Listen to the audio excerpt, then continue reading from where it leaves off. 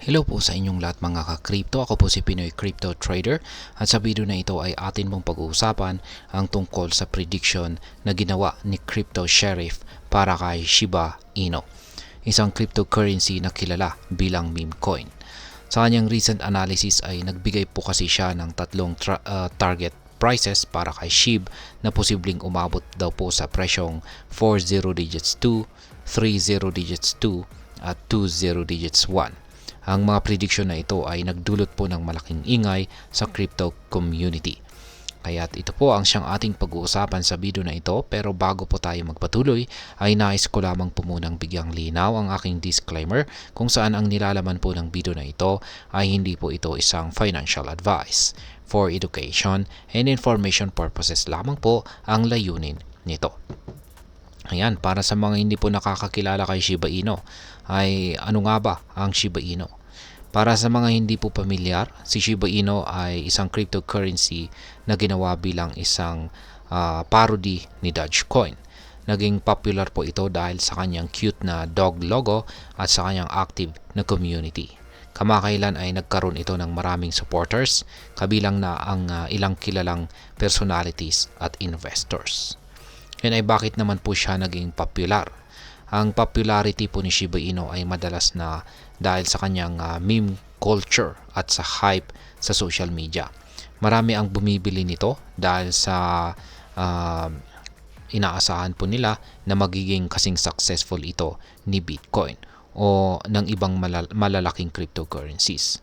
Pero tandaan, ang market po ng cryptocurrencies ay highly volatile.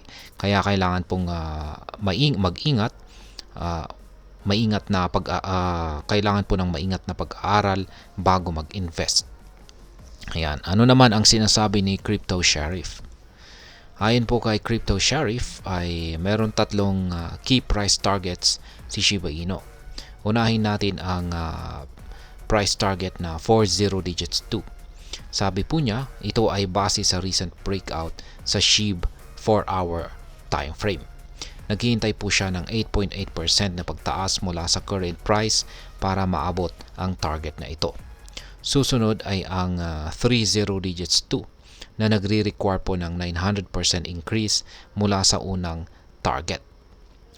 At ang pinaka-ambitious sa lahat ay ang 20 digits 1 na nangangailangan po ng matinding 5,382% na paglago. Madami ding ibang analyst ang sumasang-ayon sa prediction na ito, bagaman meron ding ilan na nag-aalok ng mas conservative na estimates.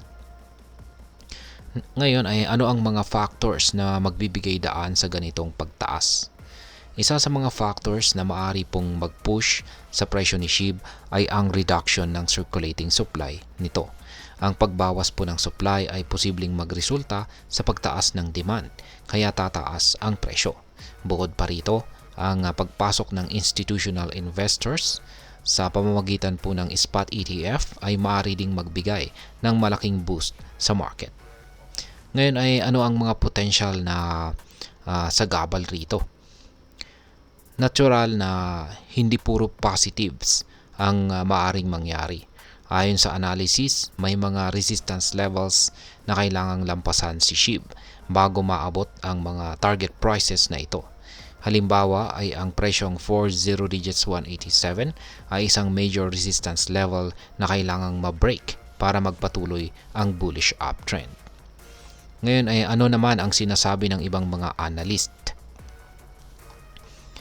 Maraming iba pang analyst ang nagbibigay po ng kanilang opinion tungkol sa future ni Shiba Inu.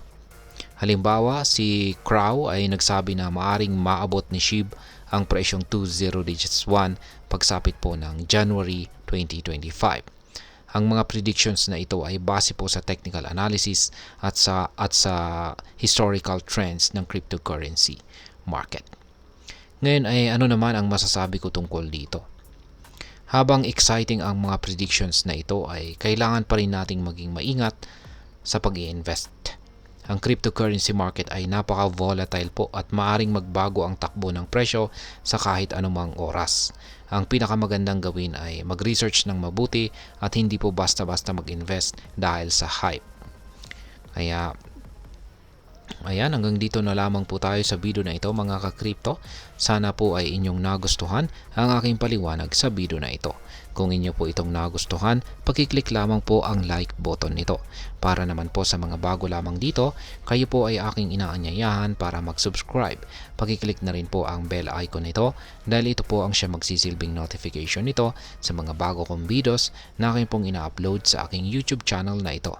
Marami pong salamat sa panonood, ingat po tayo lagi at God bless po sa ating lahat.